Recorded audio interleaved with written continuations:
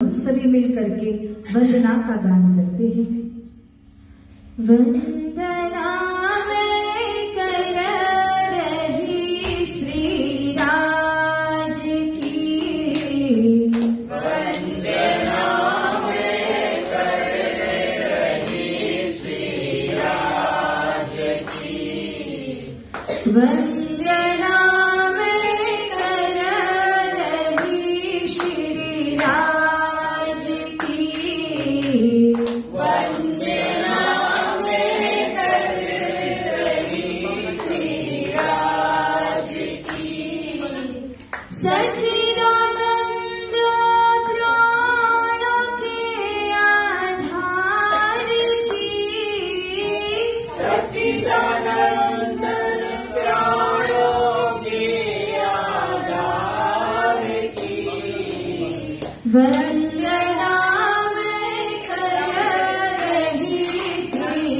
राज की, वंदना में कर रही श्री राज की, शर शर से न्यारा हो निज धाम है, शर शर से न्यारा तो निज धाम है, अक्षर बोधि सुध नहीं उपधाम की, अक्षर को भी सुन नहीं तुझ धाम की, वंदना में कर रही श्री राज की, वंदना में कर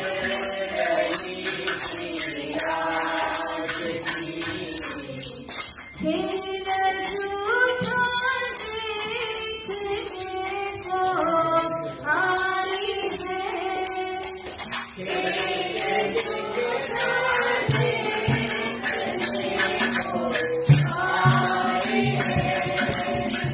आके भूली बात जो निज धाम की, आके भूली बात जो निज धाम की, वंदना में कर रही श्री राज की, वंदना में कर रही श्री राज की, आरती आरती हमें जगाने धाम से, आरती आरती हमें जगाने धाम से,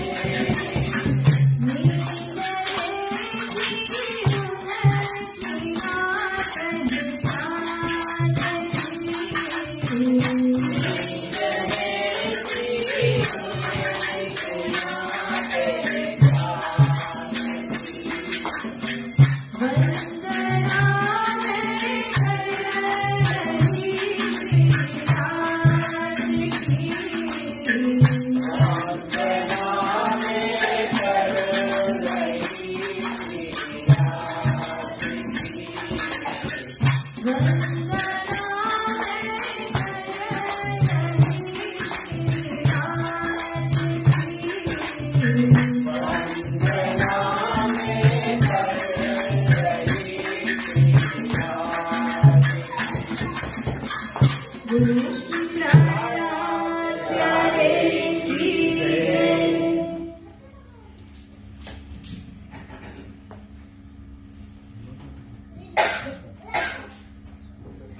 प्रथम लागो दो चरण को, धनिये न छड़ायो क्षिण, लाग तले लाल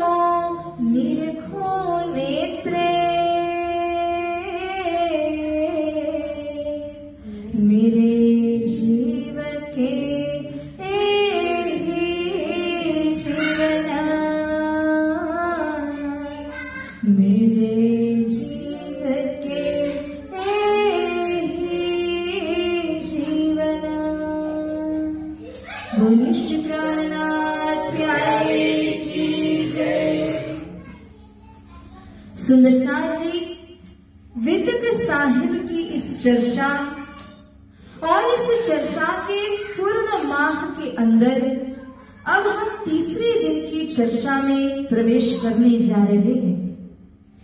तो हम सभी ने पूर्ण ब्रह्म परमात्मा अक्षरातीत श्री राजी महाराज जी के पावन चरणों में और आपकी अर्धांग स्वरूपा श्री श्यामा महारानी जी के पावन चरणों में अर्जी करी है, प्रार्थना करी है कि हमें ऐसी सद्बुद्धि प्रदान करें, क्योंकि उनका ज्ञान महासागर है और हमारी जो बुद्धि है वो अल्प बुद्धि है। अब इतने छोटे से अल्प बुद्धि के अंदर में इतने महासागर का समावेश भला कैसे किया जाए, परंतु ये तब ही संभव हो सकता है यदि श्री राजश्यामा जी की कृपा हमारे ऊपर में बरसती रहे। तो आइए प्यारे सुंदर साथ जी, अब चौपाई को दोहरा करके आज की मजल में हम प्रवेश करते हैं। आप सभी दोहराएंगे। श्री महामती कहे ए साथ जी, श्री महामती कहे ए साथ जी, नया चर्चा का बखत, भया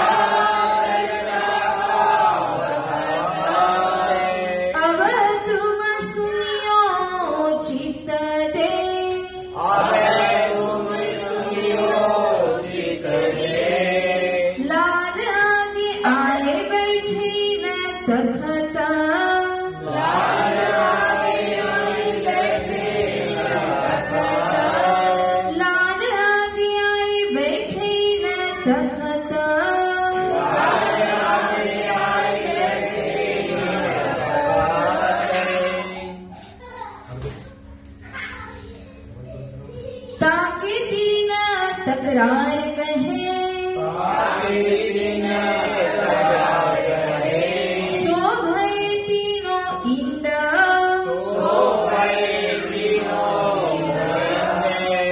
ताकि भी तक जुदी जुदी,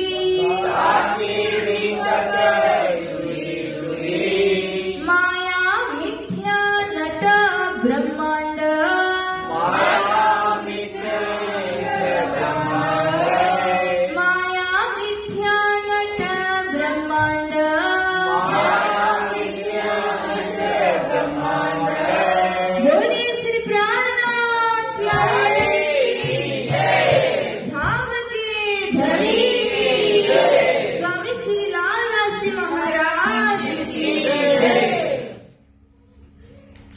प्यारे सुंदर साथ जी, महानतम बुद्धि के सागर महामती श्री प्राणनाथ जी,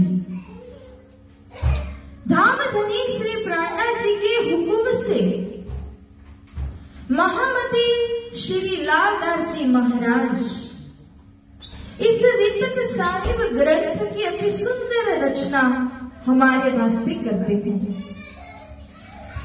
हम सभी को इस वितक चर्चा के द्वारा अधिक से अधिक लाभ मिले, इसीलिए श्री लालदास जी महाराज जी ने क्रम से सिक्वेंशली ऐसे इस प्रकार से यहाँ पर चर्चा को रखा गया है कि हम सभी सुंदर साथ अच्छी प्रकार से इसको क्रम से अपने दिल में धारण कर सकते हैं। और पिछले 2 दिनों की चर्चा के अंतर्गत हमने राजाओं के नामों को सुना और फिर उसके पश्चात हम लोगों ने इस खेल को बनाने के लिए जो मूल महाकारण है इसके बारे में भी सुना। इस खेल के जो कारण स्वरूप है ऐसे अक्षर ब्रह्म के बारे में भी सुना। और यह जो खेल बना हुआ है जिसको असत जड़ दुख रूपी खेल कहा गया है, ये खेल कार्य है, उस कार्य के विषय में भी हम लोगों ने सुना। इन सब के पीछे मूल इच्छा या मूल आदेश अक्षरातीत श्री राजी महाराज जी का है। तो प्यारे सुंदर साथ जी, शास्त्र भी गोते लगाते हैं एवं जिन्होंने पुराण की रचना रचना भी की है।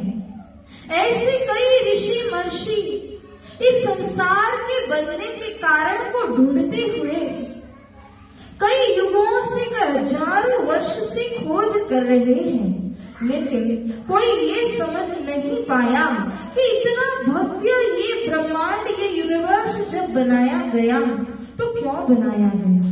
और सबसे बड़ी गुत्थी तो यही है, सबसे बड़ी मिस्ट्री तो यही है कि अगर वो परमात्मा स्वयं सच्चिदानंद स्वरूप है तो ऐसा दुखप्रद संसार क्यों बनाया। वो स्वयं जब सत्य, चिद और आनंद में है तो अपने गुण से ठीक ऑपोजिट असत, जड़, दुख, तो ऐसे असत, जड़, दुख को उनको क्या आवश्यकता पड़ी कि उन्होंने ऐसा खेल बनाया। अब जो हम लोगों ने कल सुना था उसके अंदर में हमने एक चौपाई पकड़ी थी। वो चौपाई के अंदर हमने समझा था कि कौन सी दो चीजों की वजह से आप धाम धनी अक्षरातीत श्री रामजी महाराज जी ने ये संसार को बनाया और अपनी ब्रह्म आत्माओं को, सखियों को इस संसार में भेजा। वो चौपाई याद है किसी को? लिखी?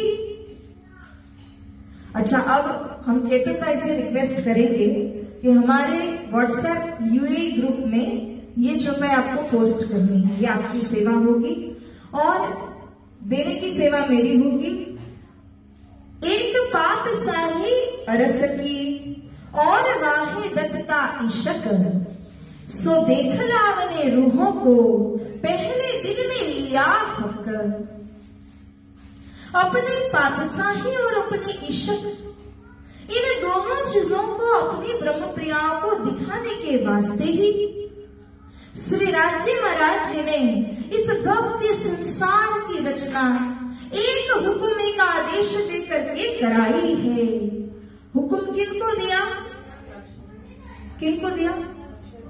अक्षर ब्रह्म कौन है?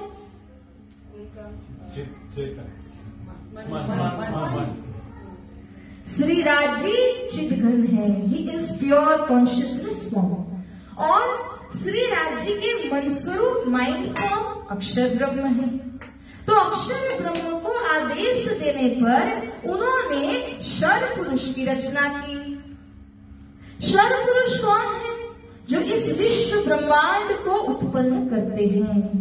तो हम लोगों ने कल हायरार्की भी देखी थी कि क्रम से किस प्रकार से अक्षरातीत पूर्ण ब्रह्म परमात्मा के द्वारा अक्षर ब्रह्म ने खेल रचा। अक्षर ब्रह्म के कमांड या हुक्म के आधार पर कैसे शर पुरुष ये खेल को और विस्तार करते हैं और उनके आदेश के द्वारा यहाँ पर जो विभिन्न देवी देवता हैं, डेमी गॉड्स, गॉडेसेस जो हैं, उन्होंने कैसे अपने अपने कार्य को पकड़ लिया। कोई आकाश तत्व के देवता बन गए, कोई पृथ्वी तत्व के बन गए। इस तरह पांचों तत्व के तीनों गुणों के अपने अपने देवता हैं। वो सब कोई मिला करके इस संसार का संचालन करते हैं। तो संसार कैसे बना वो हम लोगों ने देख लिया। सुंदर साथ को एक और बात समझना बेहद जरूरी है, बहुत जरूरी ये है कि जब परम धाम में प्रेम संवाद हुआ था, ध्यान से सुनिए, मैं आपसे प्रश्न पूछ रही हूं। जब परम धाम में वो प्रेम संवाद हुआ था, उस समय क्या ये संसार बना हुआ था? नहीं। तो वो संसार श्री राजी के हुक्म आदेश के पश्चात बाद में बनता है।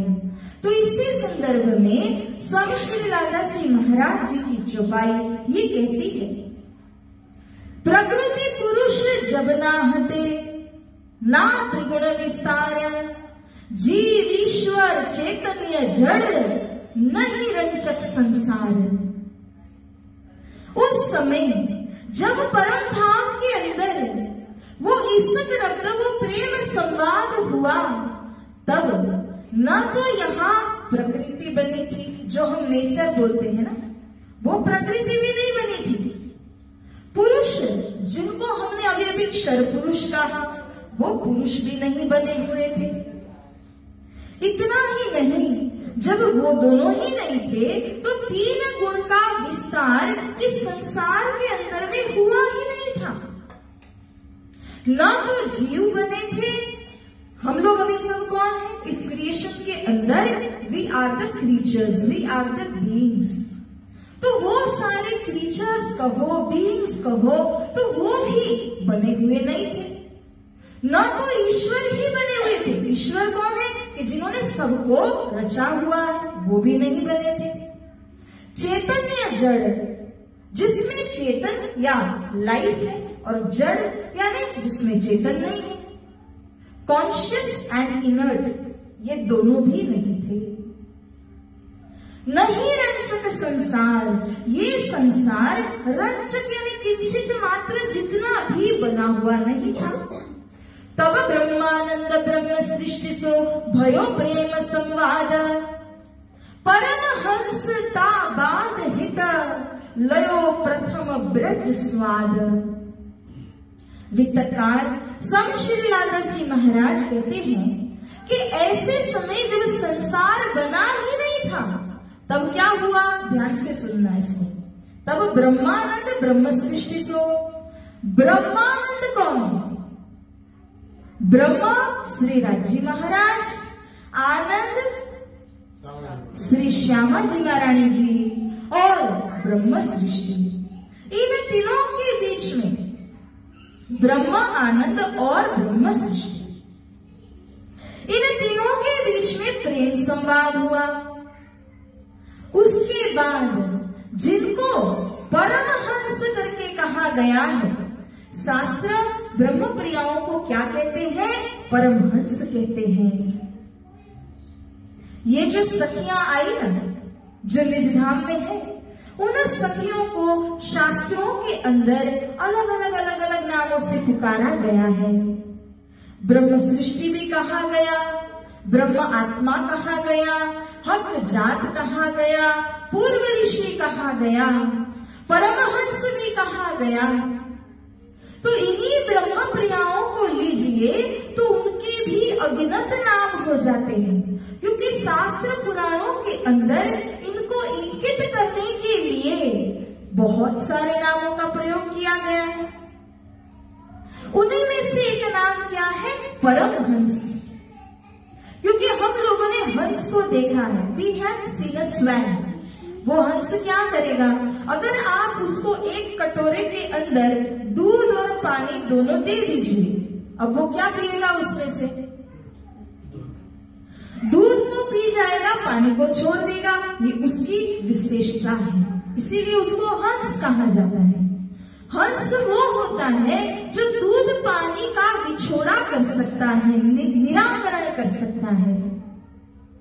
और परमहंस वो है जो इस दूध को पान करते हुए उसकी प्यूरिटी को धारण कर लेते हैं, उस दूध को वो अपना लेते हैं अपने जीवन के अंदर में। यहाँ दूध और पानी ये दोनों प्रतीक हैं। दूध यानी ब्रह्म और पानी यानी कि माया। तो दूध और पानी अगर कभी संसार में मिश्रित रूप से होते हैं तो इनको अलग अलग करने का जो काम है वो हंस का है। परमहंस वो दर्जा है जो इस दूध अर्थात के ब्रह्म के अंदर ही जीते हैं। इसीलिए ये जो ब्रह्म आत्माएं हैं वो रात दिन क्या करती है?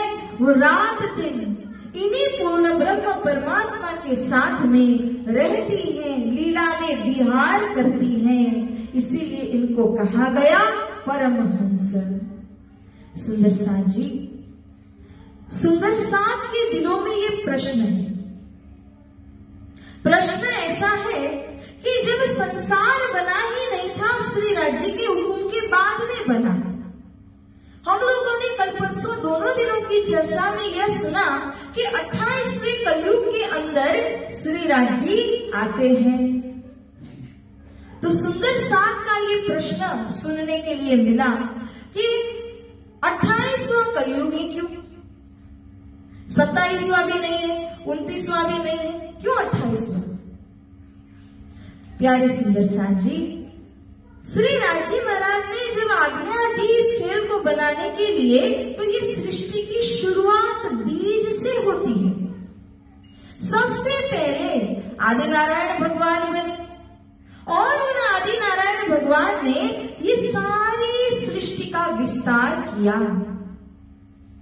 तो जितना समय उनको लगा विस्तार करने के लिए, उसके बाद ये सृष्टि का इवोल्यूशन होने लगा, उद्धार होने लगा। धीरे धीरे धीरे करते करते ये सृष्टि और अच्छी बनने लगी। आज ये समय आया है कि हम इतने मॉडर्न युग के अंदर पहुंच चुके हैं, जहां हर चीज के लिए मशीन्स है, गैजेट्स है, सब सारी चीजों की सुविधा हमारे पास है। और अगर सृष्टि के शुरू में आप देखिए तो कहां कैसी स्थिति रही होगी। वो समय अनुकूल नहीं था कि ये ब्रह्मवाणी आए, कि ये ब्रह्म प्रिया इस संसार के अंदर में आए। श्री राजी महाराज ने सृष्टि के उस समय को स्वयं चुना है, जो 28वां कलयुग है। शास्त्र प्रमाणों के अंदर में भी देखिए, द्विपरार्ध अष्टविंशति कलो युगे।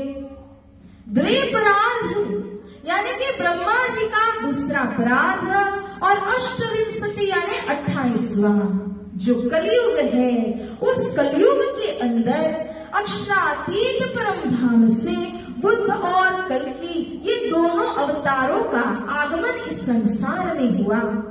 और इन दोनों अवतारों के साथ साथ में जो ब्रह्म आत्माएं हैं ना, उनका आगमन भी होता है। ये हुई कलयुग की बात। ये 28वें कलयुग को किन्होंने चुना? श्री राजी महाराज ने स्वयं ने इसको चुना। इसीलिए इस 28वें कलयुग के अंदर ये लीला होगी। ये बातों का प्रमाण, ये बातों का एविडेंस जो है, वो सारे पुराणों में, शास्त्रों में, वेदों के अंदर में मिलता है। इसीलिए आप देखिए किरंतन वाणी के अंदर में, वहां पर महामती श्री प्रणा जी फरमाते हैं, आए आगम वाणी इत मिली, विश्व मुख करत बखान, कौल सबन के पूर्ण भय, आए सो पहुंचे निशान। मैं सार रूप में इस वाणी की चौपाई को आपके समक्ष अर्थ सहित बताऊं। आगम भाखियों ने, यानी जो भविष्य के दृष्टा होते हैं, those who can foresee the future, ऐसे जो भविष्यवक्ता होते हैं, उनको आगम भाखी कहा जाता है। उन आगम भाखियों ने शास्त्र पुराणों के अंदर 28वें कलयुग को पहले से ही धन्य धन्य है करके कह दिया। और इसी समय के अंदर में बुद्ध कल के अवतार आएंगे, उस सब की आत्मा का तरण तारण करेंगे। ये बात भी उन्होंने उस वाणी के अंदर में लिखी हुई है। वो अपने आप से तो लिख नहीं सकते हैं ना। जब उनको ऊपर वाले से प्रेरणा मिलती है, हुक्म मिलता है, तो ही वो लिख सकते हैं। इसके बिना वो लिख नहीं सकते हैं सुंदर साथ जी। तो मेरा कहने का तात्पर्य ये है कि ये सारी बातें कि पूर्ण ब्रह्म परमात्मा इस संसार के बीच में प्रकट होंगे, ये बातें कब और कहां किसने लिखी है? ये बातें सृष्टि के शुरू से जो वेद पुराण शास्त्र आदि हुए हैं, उनके अंदर पहले ही लिख दी गई थी। और वही बात, वही लीला अब यहाँ पर हो रही है। साथ जी, जैसे अब यहाँ कंफ्यूज मत होना, पहले लिखा था अभी हुआ। जिस तरह से रामायण पहले लिखी गई, हुई बाद में। महाभारत के विषय पहले ही लिखा गया, सब कुछ, सारे कैरेक्टर्स, सब कुछ बता दिया गया और हुई बाद में। इसी तरह से यहाँ पर ये जो 28वें कलयुग के अंदर में जागरण लीला होने वाली है, ये लीला के विषय भी पहले ही बता दिया गया। लीला अब 28वें कलयुग में हो रही। तो ये बात जो टाइमलाइन है उसे हमको समझना जरूरी है कि कब क्या प्रसंग हुआ, कैसे हुआ। कल के मजल के अंतर्गत हम लोगों ने सुना था कि श्रीराज जी महाराज जी ने सर्व सखियों को मुलमिलाने की बैठक में बैठाया और उस बैठक के अंदर बिठाने के बाद उनके ऊपर में फरामोशी का आवरण डालते हैं। The spell was cast upon them. वो फरामोशी का आवरण डालने के बाद सखियों की मन रूपी सुरता, ये शब्द आपको ध्यान में रखने हैं। सखियों की मन रूपी सुरता इस संसार के अंदर में उतर आई। हम इसे कहते हैं कि सखियां खेल में आई, सखियों का खेल में आगमन हुआ। लेकिन आगमन होने का मतलब कि वो परम धाम के सह शरीर में नहीं आई है सुंदर साथ जी।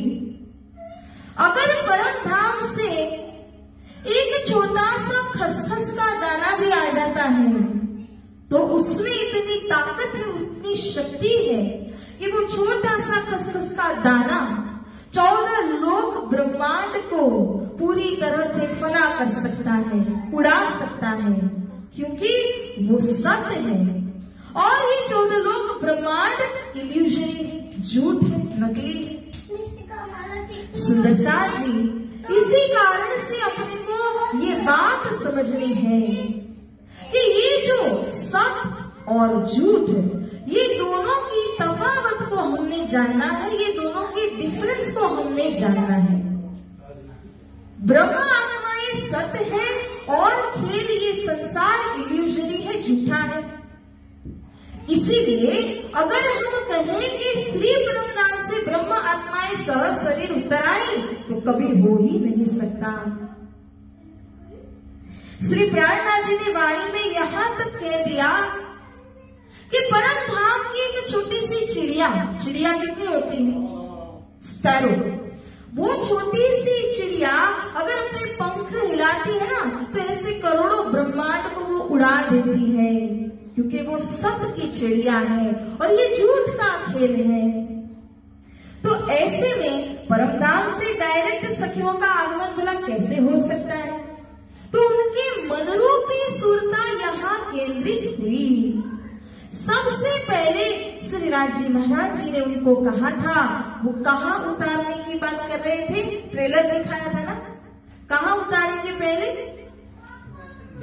ब्रजमंडल के अंदर। तो ये ब्रजमंडल के अंदर में उतारने का श्री राज जी महाराज जी ने दिल में लिया। अब यहाँ लादा श्री महाराज जी फुरमाते हैं, पहले 11 वर्ष और पर 52 दिन काल माया ब्रह्मांड में खेले मिलन निज जन। हे साथ जी, अब लीला को समझने की ओर हम आगे बढ़ रहे हैं। सबसे पहले ब्रज में उतरे हैं। अब ये ब्रज क्या है? हमारे जो नए श्रोता हैं इनके लिए विशेष रूप से थोड़ा और इसके ऊपर हम प्रकाश डालने की कोशिश करते हैं। आप लोग कभी भी जो इंडिया के अंदर गोकुल है, उस गोकुल गांव के बारे में गूगल करके देखना या जाके देख लेना, दर्शन करना। जो गोकुल कहा जाता है उसमें 42 पुरा यानी 42 विलेजेस, गांव, पुरा यानी गांव, तो 42 पुरा से मिलाकर के ये गोकुल बना हुआ है।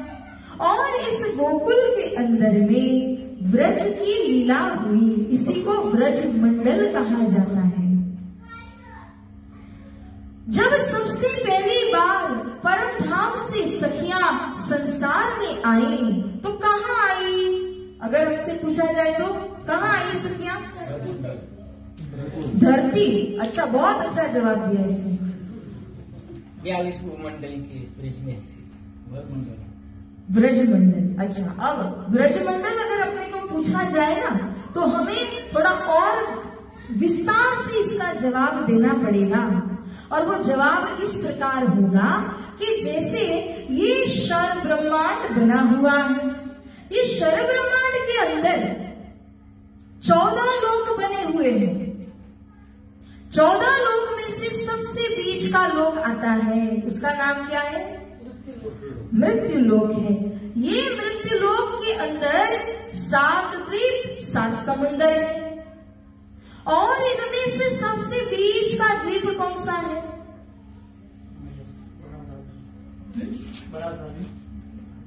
द्वीप, जम्बू द्वीप कहा जाता है। तो ये जो जम्बू द्वीप है, द्वीप कहने का मतलब आइलैंड होता है, आइलैंड जो कि पूरी तरह से सागर से घिरा हुआ रहता है। तो जम्बू द्वीप सबसे बीच में आया है, और मृत्युलोक का सबसे सेंटर अगर कहा जाए तो वो जम्बू द्वीप है। अब ये जो जम्बू द्वीप आया, इसके अंदर में 9 खंड बने हुए हैं, 9 अलग अलग खंड यानी डिविजन्स बने हैं। उनमें से जो एक है वो भारत खंड कहा जाता है। अब ये भारत कौन सा? प्रेजेंट डे भारत आप देखें तो वो छोटा सा एक मैप आपकी नजर में आएगा, लेकिन भारत कहने का मतलब बहुत विस्तृत है। जिस समय कोई पार्टीशंस या डिविजन्स नहीं हुए थे, उस समय के अनडिवाइडेड भारत खंड की हम बात कर रहे हैं। तो उस भारत के अंदर में ये जो 42 पुरा गोकुल गांव आया हुआ है, उसे श्री राजी महाराज जी ने चुना कि मेरी ब्रह्म आत्माएं सबसे पहले वहां पर उतरेगी, भूमंडल के ऊपर, धरती के ऊपर में उतरेगी। क्योंकि आप देखिए 14 लोक को, तो 14 लोक में से एक ही मृत्यु लोक ऐसा लोक है जिसको कर्मभूमि कहा गया, जिसको फील्ड ऑफ एक्शंस कहा गया, कि यहाँ जो भी कर्म किए जाते हैं उसका फल आपको बाकी के लोक या वर्ल्ड्स के अंदर मिलता है, लेकिन कर्म करने की जगह कर्मभूमि है, और वो ये मृत्यु लोक है। तो सखियों को उतारा गया मृत्यु लोक के अंदर में। एक बार दोहराएंगे। श्री राजी ने अक्षर ब्रह्म और शर ब्रह्म के ऊपर हुक्म करके ये संपूर्ण सृष्टि बनाई, उसको हम कहते हैं नारायणी सृष्टि। नारायण भगवान से बनी नारायणी सृष्टि। नारायणी सृष्टि के 14 लोक, अब ध्यान से सुनना, इसके बाद आपको आंसर देना पड़ेगा। नारायणी सृष्टि के 14 लोक, 14 लोक में से कौन सा? मृत्यु लोक। मृत्यु लोक में 7 द्वीप 7 समंदर बने हैं, उनमें से सबसे बीच का जो द्वीप है वो कौन सा? जम्बू द्वीप। और जम्बू द्वीप के 9 खंड आए हुए हैं, उन 9 खंड में से एक भारत खंड।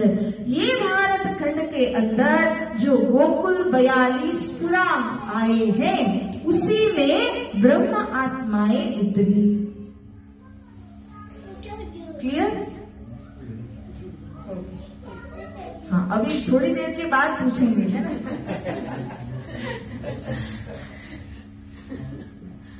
फिर ऐसा होगा, थोड़े आंसर्स यहाँ आएंगे, थोड़े आंसर्स वहां से आएंगे, थोड़े उधर से आएंगे, तो हो जाएगा। कोई बात नहीं, ऐसे ही होता है, ग्रुप लर्निंग। तो प्यारे सुंदर साथ जी, इस प्रकार से ये सृष्टि की रचना होना, सृष्टि की रचना अक्षर ब्रह्म से हुई हमने कहा। अब अक्षर ब्रह्म का मनस्वरूप शर पुरुष है। श्री प्राणा जी कहते हैं ना, या में महाविष्णु मन मन थे त्रिगुण, तात तिरचर सब उत्पन्न।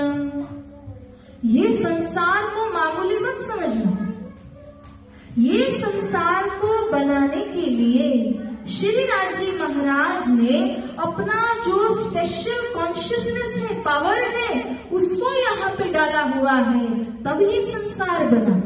अपनी रूहों को, अपनी सखियों को श्री राजी जैसे तैसे ब्रह्मांड में तो कभी भेजेंगे ही नहीं, भले वो मनरूप से ही क्यों ना आई हो, पर वो स्पेशल ब्रह्मांड है। और यही स्पेशल ब्रह्मांड के अंदर ब्रह्म प्रियाएं आई। सबसे पहले महाविष्णु, जिनको नारायण हम लोगों ने कहा, उनके मन से विस्तार हुआ। आप भागवत आदि सुने तो उसके अंदर में कहा है कि सबसे पहले नारायण भगवान प्रकट होते, उत्पन्न होते हैं। वो एक हिरण्यमय यानी कि सुवर्ण के गोल्डन एग में से प्रकट होते हैं, बाहर आते हैं, मगर वो अकेले थे। तो अकेले होने पर उन्होंने क्या कहा, अरे मैं तो अकेला हूं, मैं क्या करूंगा।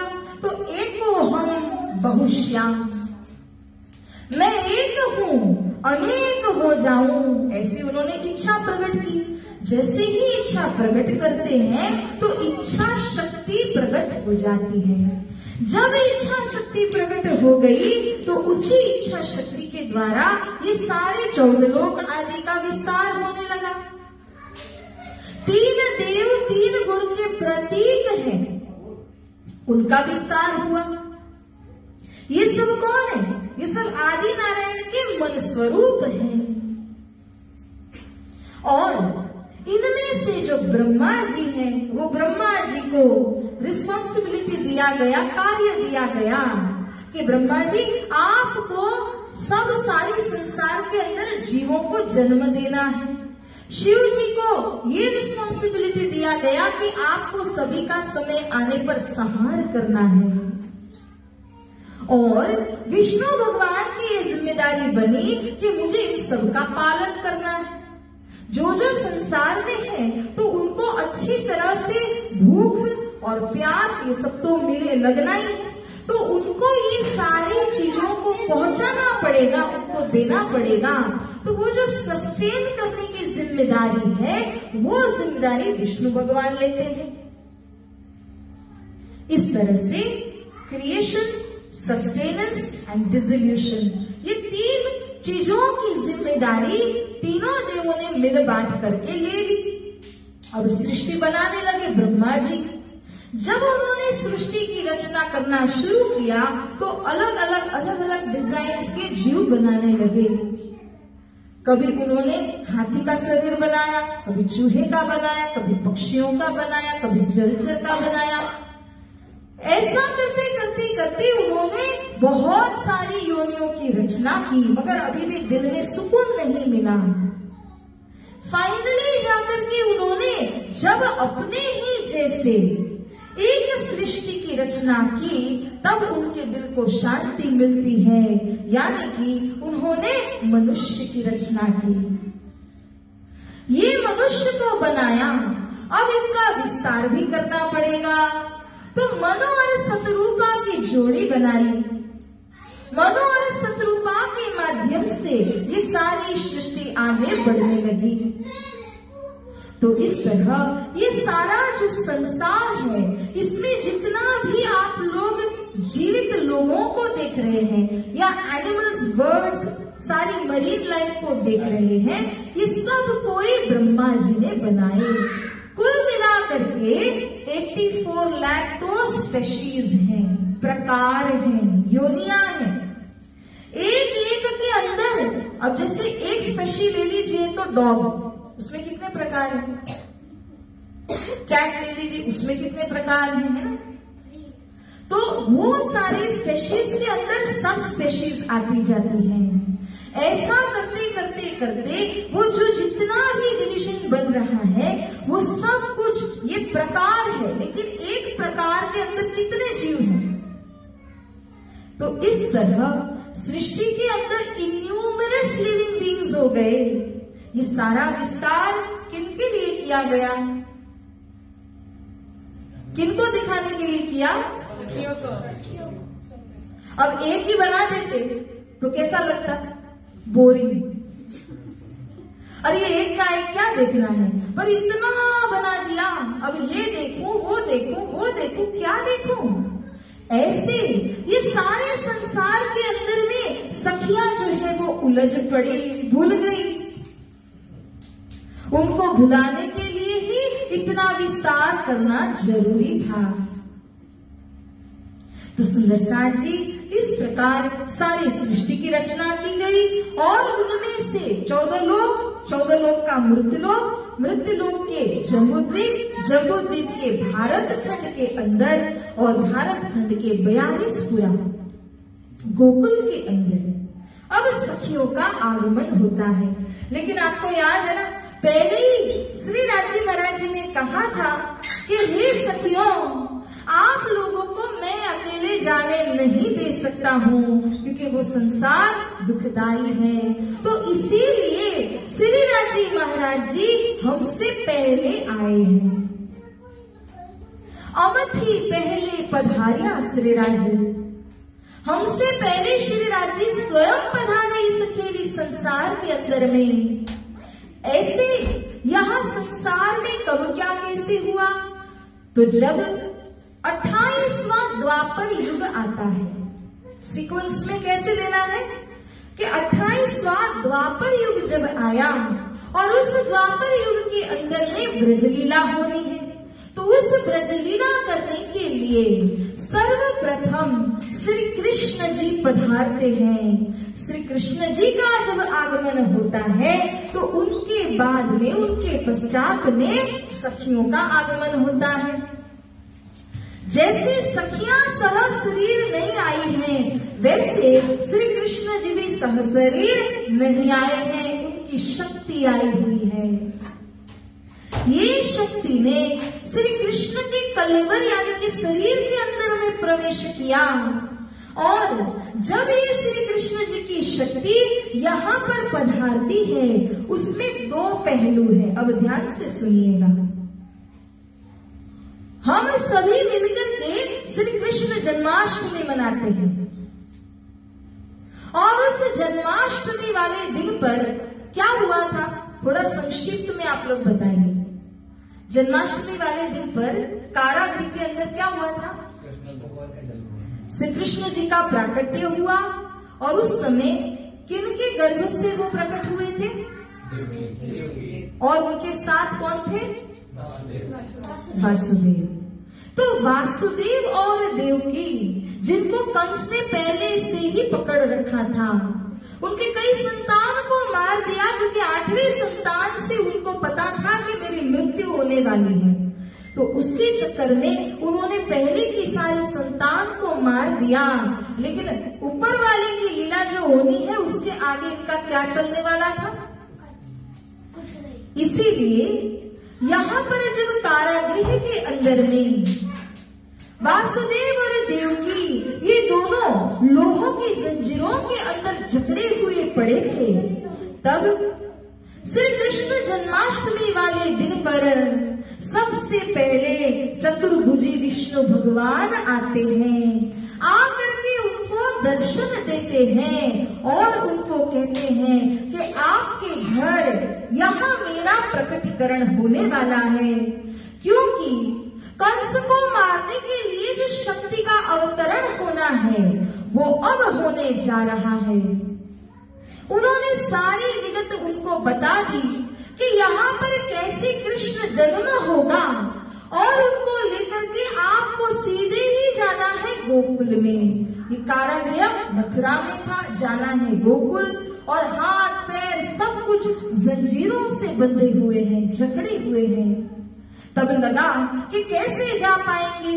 ये सूचना देकर के चतुर्भुजी विष्णु भगवान तो अंतर्ध्यान हो गए, गायब हो गए। अब इसके बाद वासुदेव और देवकी के बीच में एक सुंदर पुत्र रत्न का जन्म होता है। यही है श्री कृष्ण। अब ये श्री कृष्ण जी वास्तव में कौन है? दोए भुजा स्वरूप जो श्याम, ये 2 भुजा वाले स्वरूप प्रकट हुए। 2 भुजा माने 2 हाथ। बालक के 2 हाथ हैं। जिन्होंने दर्शन दिए थे उनके चतुर्भुज 4 हाथ थे, वो विष्णु भगवान। अब 2 भुजी बालक जो यहाँ पे प्रकट हुए, वो अक्षर ब्रह्म की शक्ति को लेकर के प्रकट हुए हैं। बोलो श्री प्राणनाथ प्यारे की। तो जब हम श्री कृष्ण जन्माष्टमी मनाते हैं ना, उस कृष्ण जन्माष्टमी के अंदर वास्तव में किनकी शक्ति प्रवेश हुई है? तो अक्षर ब्रह्म की शक्ति गोलोक धाम से प्रकट हुई है वो उन कृष्ण जी के अंदर में है। अब जैसा वासुदेव जी को आदेश मिला हुआ था उसी आदेश का पालन करते हुए अब वो नन्हे से बालक श्री कृष्ण जी को लेकर के उफनती हुई जमुना नदी के उस पार जाना है। तब जमुना जी का जल भी उन कृष्ण जी के छोटे छोटे चरणों को स्पर्श करता हुआ प्रणाम करता हुआ रास्ता बना देता है।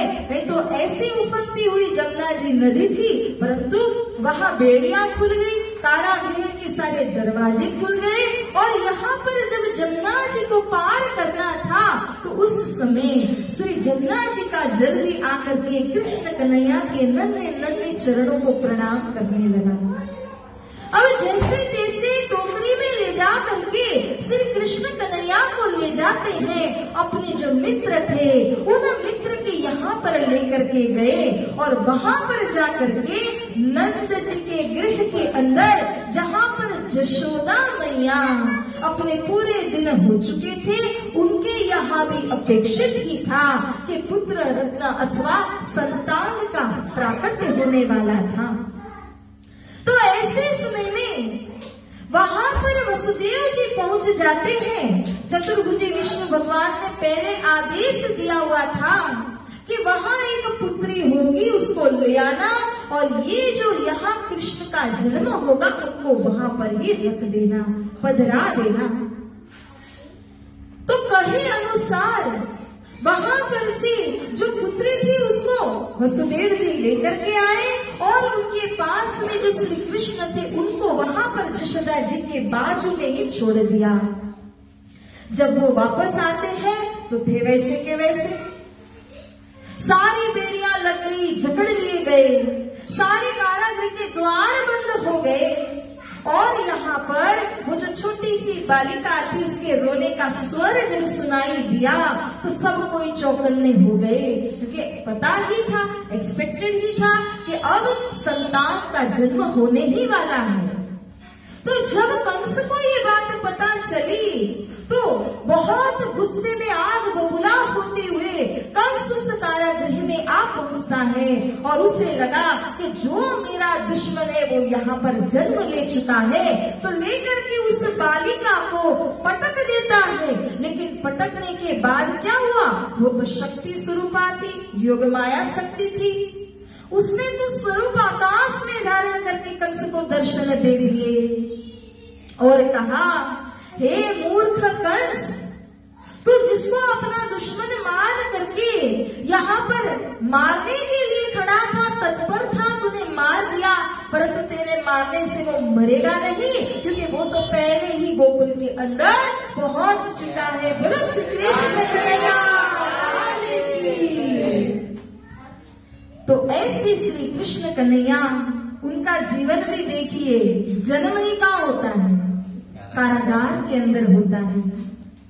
कंस से कारागृह में किए वासुदेव देव की बंद, अपने माता पिता को बंद किए हुए थे और वहां श्री कृष्ण का प्राकट्य हो करके गोकुल में पहुंच गए।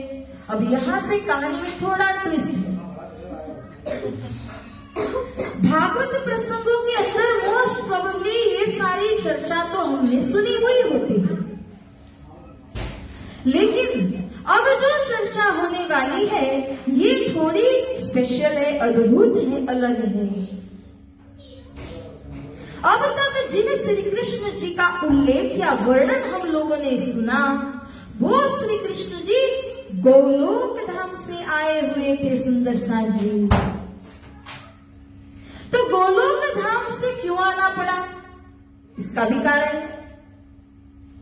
ये जो कंस है ना, कंस को इन तीनों देवों के पास भी ऐसी शक्ति नहीं है, या तो किसी देवी देवता या किसी राक्षस के अंदर भी ऐसी शक्ति नहीं है कि वो कंस का वध कर सके।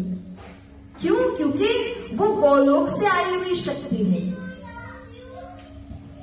तो गोलोक से आने के कारण 14 लोक ब्रह्मांड के अंदर का कोई भी कंस को मार नहीं सकता था। अब कंस को मारने के लिए गोलोक से ही शक्ति को आना पड़ेगा। जो कंस से सुपीरियर है वो ही शक्ति कंस को मार सकती है। जो कंस के बराबरी की नहीं है वो तो उसको स्पर्श भी नहीं कर सकती है। तो यहां तक हम लोगों ने सुना कि जब वासुदेव जी उनको लेकर के कृष्ण जी को ले जाते, उनमें गोलोकीनाथ अक्षर भगवान की शक्तियां प्रेजेंट हैं। अब सुंदर सा जी यही बात सारे गोकुल के अंदर में फैल जाती है। और जब ये बात गोकुल के अंदर में फैल जाती है तो घर घर में पता चला। अब पता कैसे चला? एक कान दो कान मैदान सारी सखियों को मालूम चल जाता है।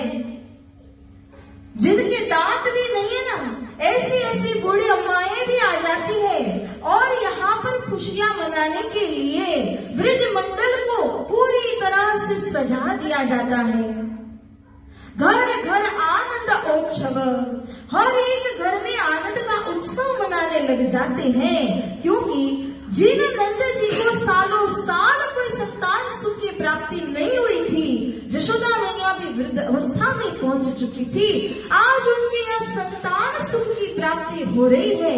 तब वो ही नहीं, उनके आस पड़ोस के लोग ही नहीं और उनके जो नाते वाले लोग होते हैं वे ही नहीं, समस्त गोकुल का गांव सारा झूम रहा था उस आनंद के अंदर जब श्री कृष्ण कन्हैया जी प्रकट होते हैं। इसीलिए कहा कि हर घर के अंदर, वो कहा है ना, प्रहलाद जी कहते हैं दूध दही उमर धोए। हर घर का जो उमर चौखट होती है उसको दूध और दही से तो धोया जा रहा है। और हर घर में देखो तो फूलों के तोरण आदि से आसोपालव को लगाया जा रहा है, जो सारे के सारे शुभ संकेत होते हैं। घर घर के अंदर अब खबर फैल जाती है और जो सारी गोपियां हैं वो गोपियां तो अब रह नहीं पाती। यहां से ट्विस्ट आ गया प्यारे सुंदर सा जी। जब ये खबर सारे ब्रजमंडल के अंदर फैली प्रात में सुबह 9 बजे, उस समय में अक्षरातीत परम धाम से श्रीराज जी महाराज जी की जोश शक्ति अब यहाँ उतरती है और इन श्री कृष्ण जी के अंदर में प्रवेश होती है। बोले श्री प्राणनाथ प्यारे की, श्री कृष्ण कन्हैया लाल की। वो शक्ति क्यों आई और इसका विवेचन सुनना बहुत जरूरी है हमारे लिए कि वो शक्ति जब अक्षरातीत परम धाम से इस संसार के अंदर में आई तो क्यों आई? 3 चीजों का यहाँ मिलान है।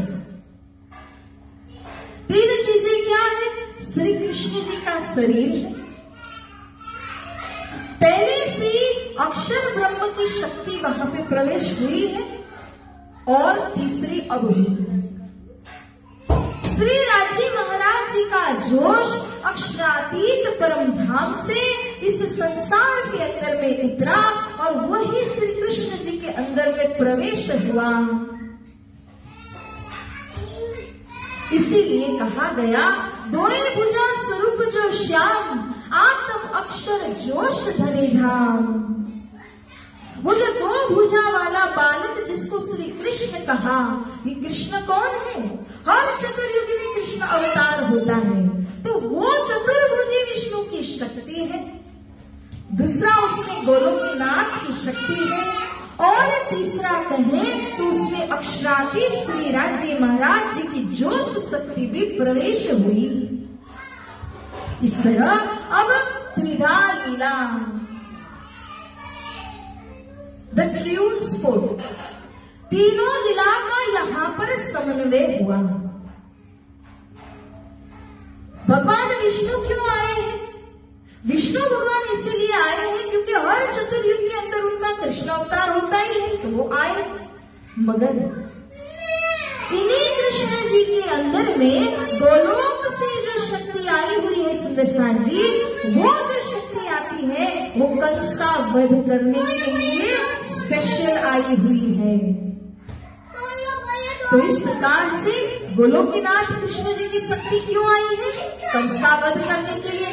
शौर्य पुरुष की जो शक्ति है वो क्यों आई हुई है?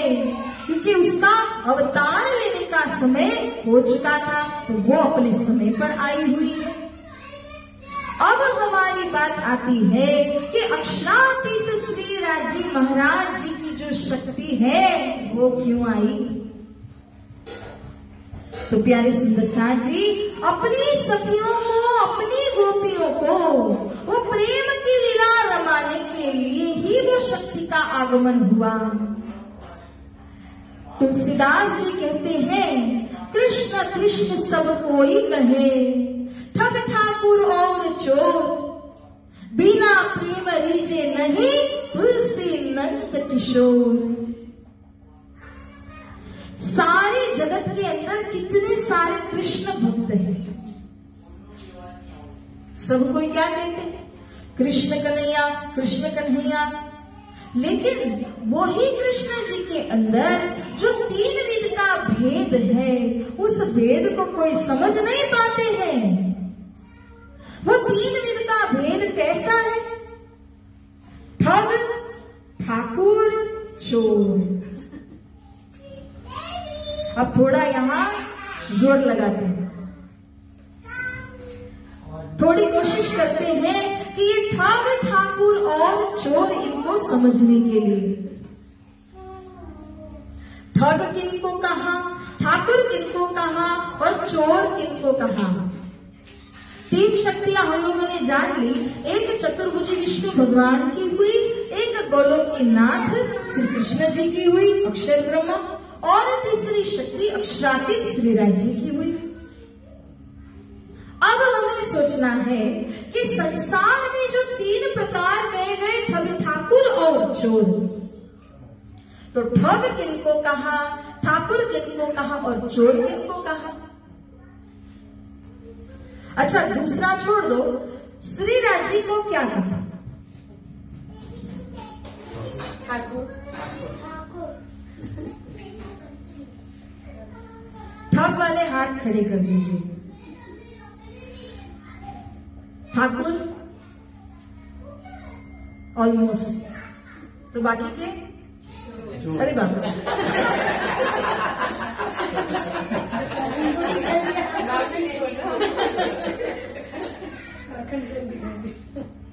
माखन चोर। लॉक किया जाए?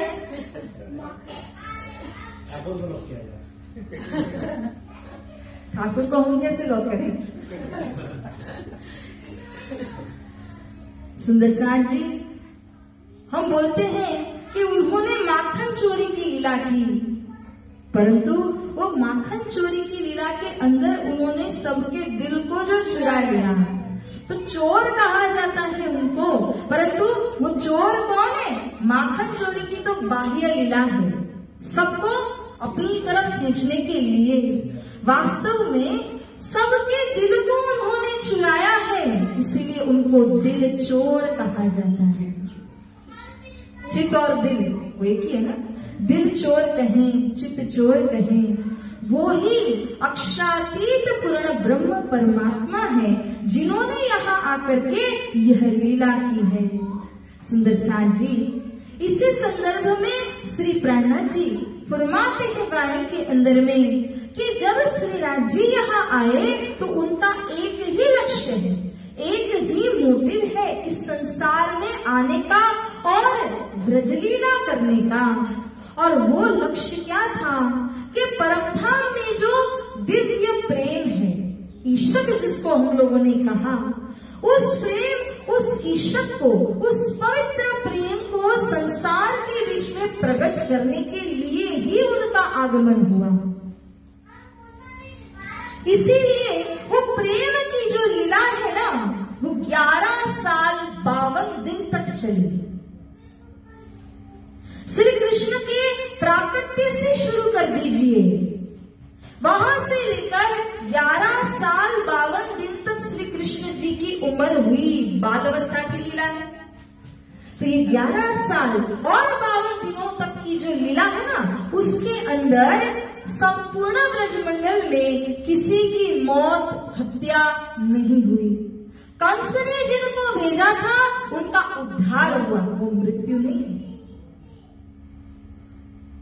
तो जैसे रात दिन मृत्यु होती रहती है मृत्यु लोक के अंदर में, इस प्रकार की कोई मृत्यु वहां पर नहीं हुई। कहते एक मक्खी भी नहीं मरी। कैसे, क्यों?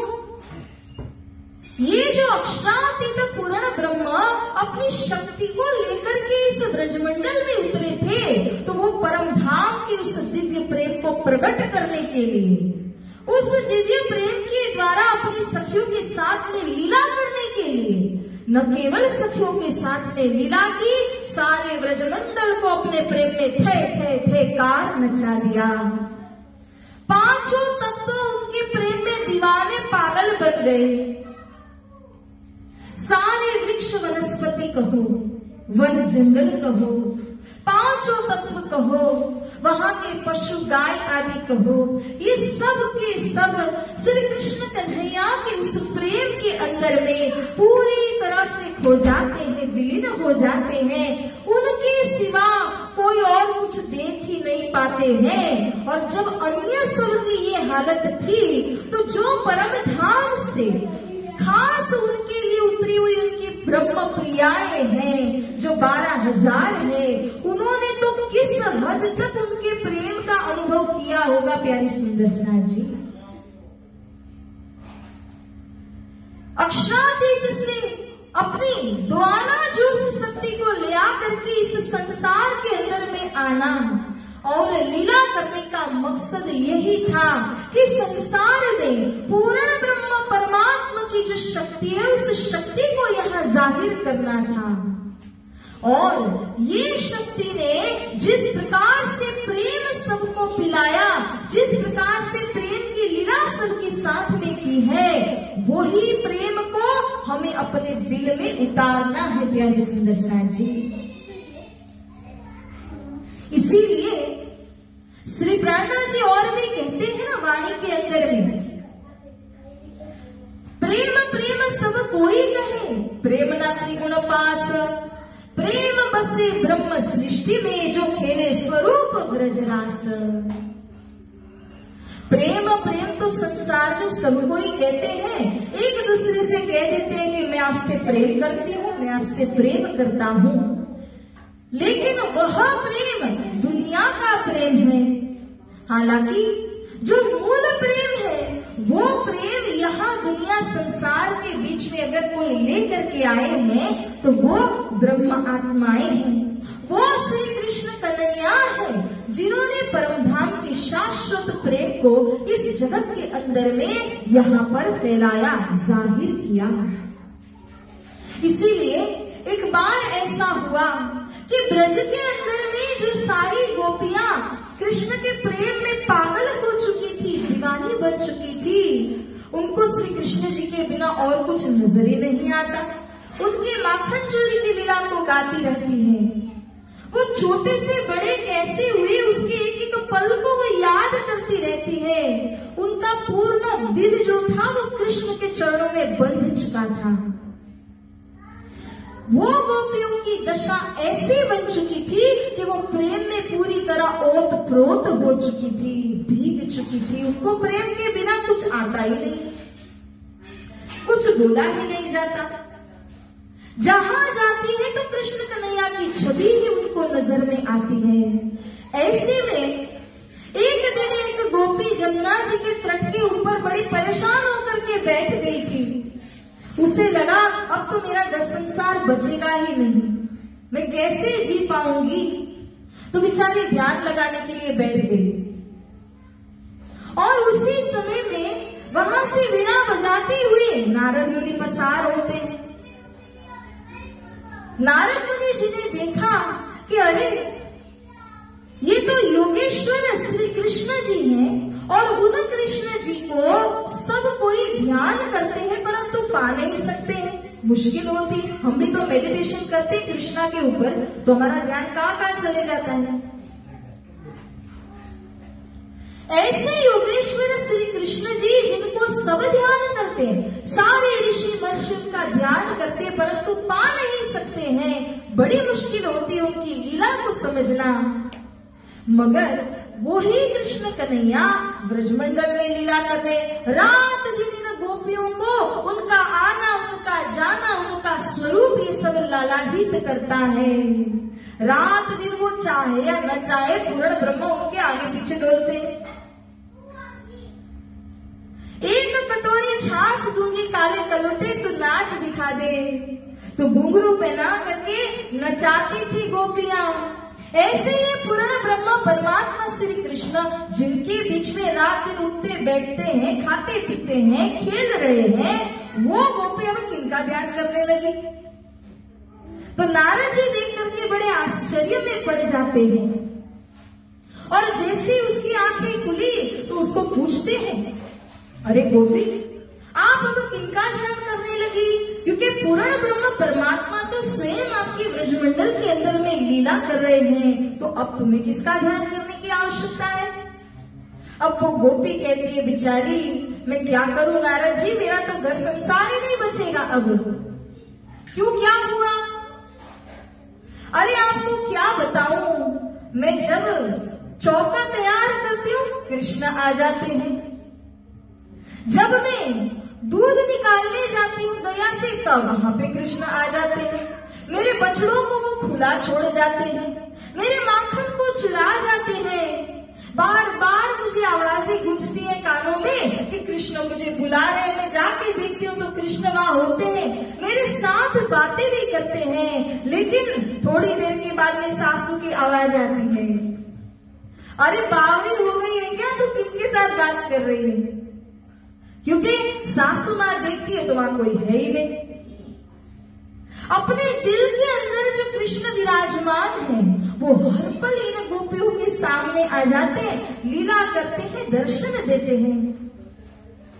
तो ऐसे कृष्ण कन्हैया को भुलाना ही असंभव हो चुका था। तब वो गोपी ध्यान में बैठने लगी ये सोच करके कि थोड़ी देर ध्यान करूंगी तो कृष्ण से मेरा पीछा तो छूटेगा। लेकिन कहने का भाव ये है साथ जी, उठता बेचता रमता वालो चित थीते अड़गो न थाए। वालो यानी बालाजी, बालाजी यानी जो हमारे अति प्रिय, सबसे प्रिय हैं। ऐसे श्री कृष्ण कन्हैया, और ये श्री कृष्ण कन्हैया को वो क्या बोलती हैं? बालाजी बोलती हैं, प्रियतम बोलती हैं। हम जैसे बोलते हैं माय बिलव्ड। इस तरह से जब सखियां उठती हो, बैठती हो, चलती हो, खाना बनाने की कोई भी एक्सरसाइज, कोई भी लीला कर रही है, लेकिन उनके दिल से क्षण मात्र के लिए श्री कृष्ण अलग नहीं होते हैं। बालो चित्त थी अड़गो न थाए, अलग ही नहीं होते हैं। तो इन गोपियों का अहोभाग्य देखिए कि सारी सृष्टि जिनका ध्यान करने के लिए स्वयं बैठी हुई रहती है, और स्वयं सारे ऋषि महर्षि जिनका गुणगान करते हैं। भागवत का सबसे पहला श्लोक क्या है? किनका गुणगान किया गया? श्रीमद् भागवत का सबसे पहला श्लोक सच्चिदानंद रूपाय विश्वोत्पत्त्यादि हेतवे तापत्रय विनाशाय श्री कृष्णाय वयं नमः। जो स्वयं सच्चिदानंद पूर्ण ब्रह्म परमात्मा है, जिन्होंने सारी सृष्टि की रचना की है। मेरा कहने का भावार्थ ये है कि सृष्टि के अंदर आप किसी ऋषि महर्षि, किसी अवतारी पुरुष को ले लीजिए, वो सब के सब श्री कृष्ण जी का गुणानुवाद करते हैं। प्यारे सुंदर साथ जी, वो इसलिए करते हैं कि वे पूर्ण ब्रह्म परमात्मा है। कल हम लोगों ने सीक्वेंशली भी देखा था कि कैसे उनके एक हुक्म से संसार बना। वो पूर्ण ब्रह्म परमात्मा है।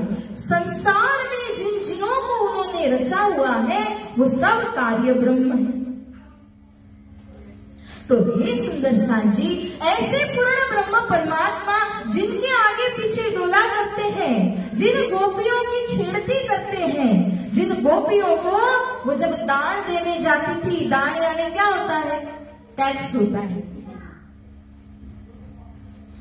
कर चुकाना, टैक्स अदा करना, मथुरा जाना पड़ता था, क्योंकि राजा कौन है? कंस राजा है।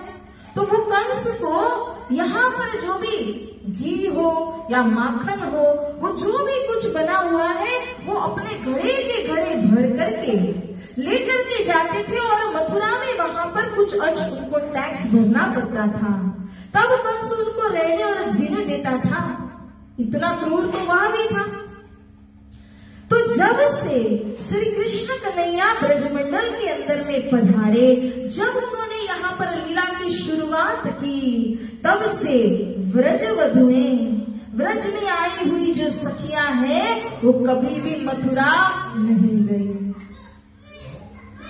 इसी को कहते हैं दान लीला। ये दान लीला की विशेषता ये थी, जब कृष्ण कन्हैया का प्राकट्य हुआ, वो 6 दिन के हुए। जिस दिन पर पुतना वध उन्होंने किया था, वहां से लेकर के ये लीलाएं प्रारंभ हुई। अलग अलग लीलाएं वो करते जाते थे। कितने अगासुर बकासुर राक्षसों को उन्होंने मारा। अब सुंदर साथ जी, यहाँ पर भी एक कड़ी है, वो हमें समझनी पड़ेगी कि जब हमने कहा राक्षसों को मारा, वो किसने मारा है? ये भी एक प्रश्न है, क्योंकि अक्षरातीत परम धाम से आए हुए कृष्ण कन्हैया किसी को मारने के लिए तो आए ही नहीं थे, वो तो प्रेम की लीला को करने के लिए आए थे। तो उन सभी राक्षसों को किसने मारा, ये बात पे हम आएंगे। अभी मैं जो बताने की कोशिश कर रही हूँ, दान लीला की बात है। जब भी गोपियां मथुरा को जाने लग जाती थी, तो वहां पर कृष्ण अपनी एक अच्छी सी ग्वालबाल की टोली को लेकर के खड़े हो जाते थे। वहां से वो अपना जो गाड़ा होता है, उसमें उसने सारा सामान लाद दिया होता है, उसको रोक लेते हैं कृष्ण कन्हैया लकड़ी के सहारे, और कहते हैं, अरे सखी तुम कहाँ जा रही हो? और वह सखी कहती है कि हे कान्हा, हम तो जा रही हैं मथुरा। क्यों जा रही हो? तो हम लोग कर चुकाने के लिए जा रही है, दान चुकाने के लिए जा रही है। कर क्यों चुकाना पड़ेगा? टैक्स क्यों देना पड़ेगा? अब इतने अबोध बालक बनकर के पूछ रहे हैं। तब वो जो गोपियां कहती हैं, अरे वहां पर हमारे राजा साहेब रहते हैं, तो उनको हम लोग कर चुकाने तो जाएंगे, क्यों नहीं जाएंगे? तब कृष्ण अपनी तोतली भाषा में कहते हैं, अरे यहाँ का राजा कंस थोड़े ही है, यहाँ का राजा तो मैं हूँ, मैं। यही सुन करके जो सारी गोपियां वो ऐसे खिलखिला करके हंसने लगती है। उन्हें लगता है कि छोटा सा बच्चा ठीक से बोल नहीं पाता, तोतली भाषा में बोल रहा है, राजा क्या होता है इसको पता भी नहीं, और वो बोल रहा है कि मैं यहाँ का राजा हूँ। वहां पे कर देने मत जाओ, कर मुझे देना पड़ेगा। इस तरह से दान वसूल करने के लिए कृष्ण कन्हैया आ जाते थे बीच बीच में। अब गोपियां तो हंसती हैं, लेकिन जब वो हंसी करती है कृष्ण कन्हैया के ऊपर, तो उन्हें क्रोध आता है, चिढ़ जाते हैं, और चिढ़ गए तो एक पत्थर लिया और सारी मटकी को फोड़ देते हैं। अगर तुम मुझे नहीं दोगी तो वहां भी जाने नहीं दूंगा, ये सब मेरा है, मेरा। इस प्रकार कहते हुए गोपियां जो वहां पर जा रही है, उनके मार्ग में रुकावट कर देते हैं। अब गोपियां घबरा गई, अरे हमारा सब कुछ इतने समय की मेहनत से बनाया हुआ ताजा ताजा माखन, घी आदि, अरे कन्हैया तुमने क्या किया? सब कुछ तुमने फोड़ दिया।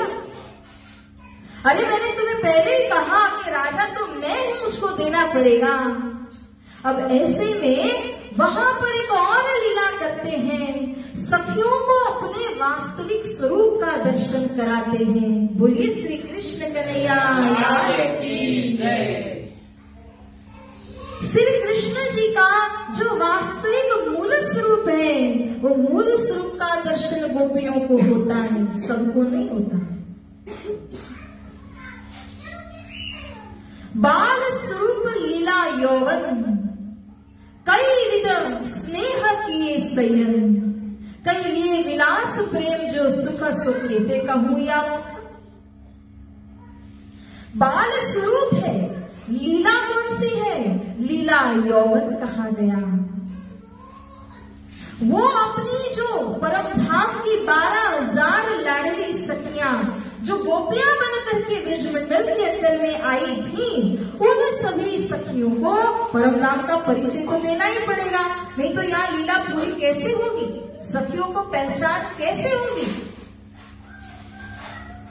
ऐसे में श्री कृष्ण कन्हैया उनको अपना वास्तविक स्वरूप बताते हैं और सारा जो माखन घी सब कुछ है उसको बालों में बेच देते हैं, बंदरों में लुटा देते हैं, सबके गले की थैलियां न लटक जाए इतना खिला देते हैं। और अगर कोई मटकी न टूटी हो तो उसे जरूर से तोड़ देते हैं, बड़े आनंदित होते हैं तोड़ते समय। तो ऐसी ऐसी प्यारी प्यारी लीलाएं, यूं देखा जाए तो तंग करने की लीला है। अब गोपियां तो घबरा गई ना, हम क्या करें, न तो कंस के पास जा सकती है, न तो घर को वापस जा सकती है। हे कृष्ण, तुमने तो हमें बीच में लाके मझधार में खड़ा कर दिया कि अब हम क्या करें, किस तरह से हम घर जाएं। ये बात वो सोचने लगी। तब श्री कृष्ण जी अपनी शक्ति के द्वारा जैसे को तैसे सब पुनः स्थापित भी कर देते हैं और इस तरह करते हुए वो गोपियों को अपने घर में अड़चन नहीं आने देते हैं। लेकिन इसी के साथ उन्होंने क्या किया, अपने मूल स्वरूप का परिचय भी गोपियों को करा दिया और अब गोपियों को पता है कृष्ण क्या है, कौन है। अब तो सामने से मथुरा जाने के लिए एक्साइटेड होती हैं, पता है कृष्ण मिलेंगे, तो साथ साथ पत्थर भी ले जाते हैं लोग। अब मारो तोड़ो और जो लुटी लुटाई करनी है तुमको तुम कर लो। सुंदर साथ जी, ये लीला 11 वर्ष और 52 दिनों की लीला जिसको ब्रजलीला करके कहा गया है, ये कब से हुई, तो दूसरे दिन जब जन्माष्टमी के दूसरे वाले दिन सभी के घर घर में जब ये खबर पहुंच जाती है, उस समय श्री राजे महाराज जी की जोश शक्ति कृष्ण जी के तन में प्रवेश हुई। और जैसा धनी जी ने कहा था कि पहले मैं जाऊंगा, फिर उसके बाद अब सखियों की सूरता 12,000 गोपियों के अंदर में प्रवेश होती है। बोलिए श्री प्राणनाथ प्यारे की, श्री सतगुरु महाराज की। जो उस लीला में थे उनका ही जयकार लगेगा। बोलिए श्री कृष्ण कन्हैया। सुंदर साथ जी, इस प्रकार से ब्रजमंडल के अंदर में ये लीला 11 वर्षों तक चली। यही लीला को आप लोग भागवत के अंदर में सुनते हैं। ये जो भागवत है उसमें इतने सारे स्कंद आए हुए हैं, लेकिन सबसे मुख्य स्कंद कौन सा है? 10वां स्कंद कहा जाता है। 10वां स्कंद इसलिए कहा जाता है क्योंकि उसके अंदर कृष्ण लीला है। उसके पहले जितने भी स्कंद हैं उनके अंदर राजा महाराजा और राजगुरुओं की कहानी आ जाती है, कई राक्षसों की बातें आती हैं, ऐसे ऐसे कई चीजें भागवत के अंदर में वर्णन की गई है। परंतु वर्णन करते करते जब क्रम से वर्णन किया और रामचंद्र जी के अवतार तक की बातें व्यास मुनि जी ने करी, उसके बाद में उनको लगता है और भी मुझको वर्णन करना है। तब 10वें स्कंद के अंदर में उन्होंने श्री कृष्ण लीला को गाया हुआ है। श्री कृष्ण जी की 2 मुख्य लीलाएं हैं, पहली ब्रज की और दूसरी रास लीला है। तो ये जो ब्रज की लीला और रास की लीला है उसी को भागवत का हृदय कहा जाता है। हमारे दिल के अंदर सारे सेंस ऑर्गन्स हैं, सारे हिस्से दिए गए हैं, परंतु उनमें से सबसे इम्पोर्टेंट अगर कुछ है तो वो दिल होता है। अगर वो दिल बंद हो जाए ना तो सब कुछ होते हुए भी कुछ भी होने वाला नहीं है, वो मृत घोषित हो जाएगा। इसी प्रकार से भागवत के अंदर के सभी स्कंद मध्ये दशम स्कंद कहा गया, जिसमें श्री कृष्ण लीला को गाया गया है, उसमें ब्रज और रास पंच अध्याय इन दोनों का वर्णन किया गया है। सुंदर साथ जी, हम नहीं कहते, अब सारी दुनिया के विद्वानों के पास में जाकर के ये बात सुनिए कि भागवत के अंदर सबसे मुख्य अंग कौन सा? तो वो सबसे मुख्य अंग ब्रज और रास लीला है। क्यों? क्योंकि इसी को ब्रह्म लीला कहा गया है। ये लीला किन्होंने रचना की है? वो पूर्ण ब्रह्म परमात्मा ने आकर के अपनी जोश शक्ति के द्वारा इस लीला को या संसार में रचाया, सभी को प्रेम के अंदर निमग्न कर दिया।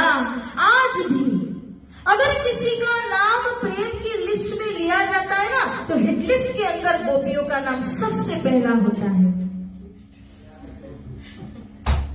भगवान विष्णु को द्वारिका के अंदर सिर दुखने लगा, नाटक किया कि जब तक मेरे किसी उत्तम भक्त की चरण धूलि मुझको नहीं मिल जाती है तो मेरा सिर दर्द नहीं जाएगा। तब उनकी जो मुख्य रानी कौन है? रुक्मिणी जी और राधिका जी। इन दोनों के बीच की बात समझाने के लिए भगवान विष्णु ने ये नाटक किया था। राधा और रुक्मिणी में क्या अंतर है? ये जो रुक्मिणी जी है वो तो पटरानी है, रात दिन उनके साथ रहती है। तो भगवान जी ने नारद मुनि जी से कहा, मेरे किसी परम भक्त की चरण धूलि तुरंत मुझको ला करके दीजिए तो मेरा सिर दर्द ठीक होगा, नहीं तो मैं बेहोश हो जाऊंगा, नहीं तो पता नहीं मुझे क्या हो जाएगा। अब नारद जी सीधा रुक्मिणी जी के पास में जाते हैं और वहां पर जाकर के उनके चरण की रज को मांग लिया। वो बोलती है, अरे क्यों मुझे नरक भेज रहे हो? मेरे चरण की धूलि में भगवान जी के लिए दूं? ऐसा कभी हो ही नहीं सकता। कितनी जगह और फिरते हैं जो भगवान के मुख्य भक्त जैसे लग रहे थे ना, उनके पास में नारद मुनि ने जाकर के चरण की धूलि मांगी। बहुत आजीजी करते हैं नारद जी, अरे भगवान की हालत बहुत खराब है, दीजिए ना। कोई नहीं देते, सबको डर है हमें नरक जाना पड़ेगा, भगवान को कौन चरण धूलि देंगे।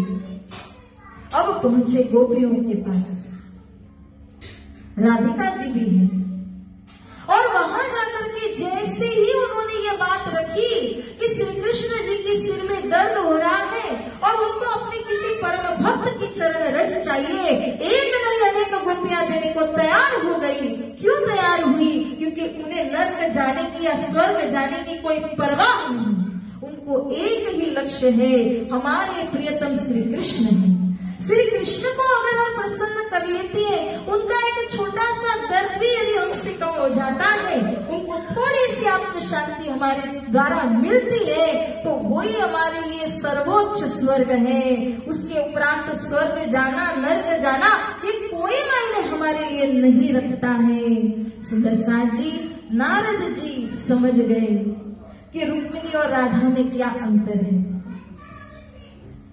गोपियों की भक्ति कैसी पराकाष्ठा की भक्ति है। उन्होंने कृष्ण कन्हैया के बिना और कुछ देखा नहीं, इसलिए गोपियों ने श्री कृष्ण जी से उदाहरण भी दिया था। कृष्ण ने उनको लौटा दिया रासलीला खेलने के पहले। तब गोपियां क्या कहती हैं?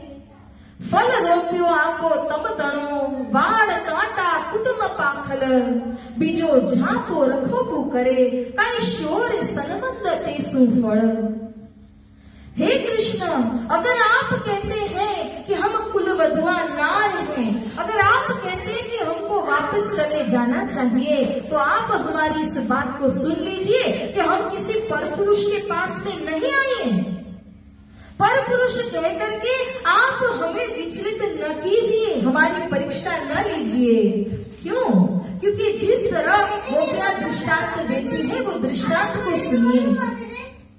एक बगीचे में माली आता है और माली ने आम की गुठली को उस जमीन में गाड़ करके एक आम का वृक्ष उगाया।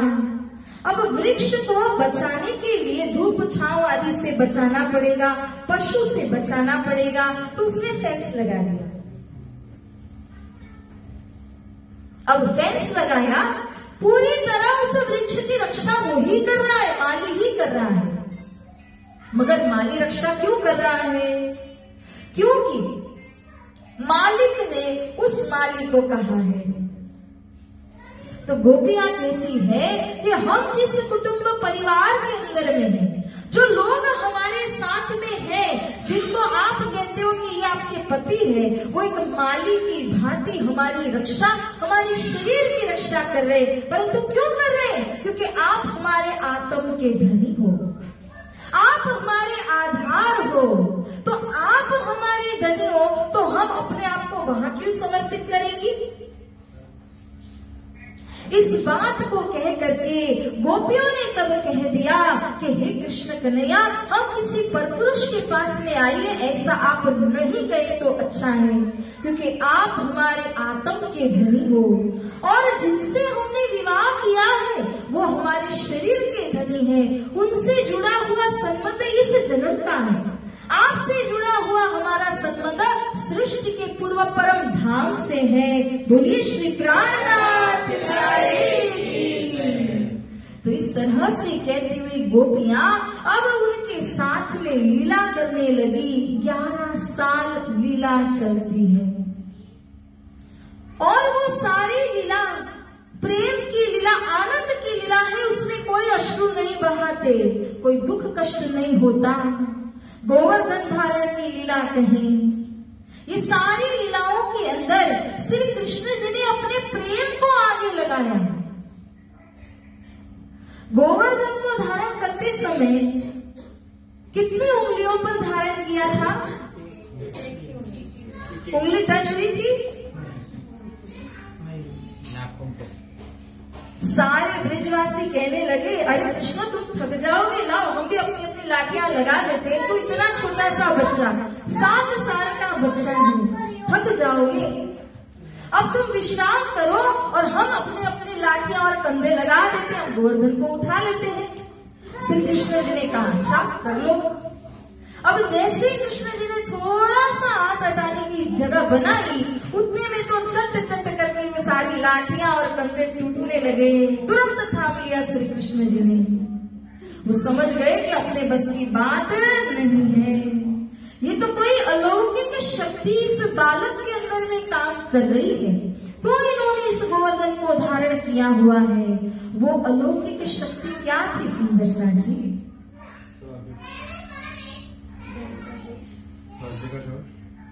श्री राज्य का जोश है और वो जोश ने सारे ब्रिज मंडल को 7 दिन 7 रात इंद्र के प्रकोप से बचाया।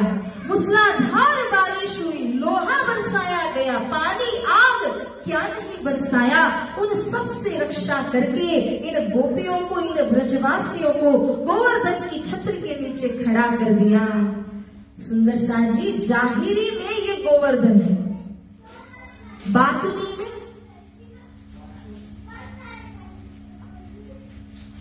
श्री कृष्ण जी जो है, तभी हम कहते हैं ना, तारी कामरी रे मोको प्यारी लागी तो, तारी कामरी रे मोको प्यारी लागी तो।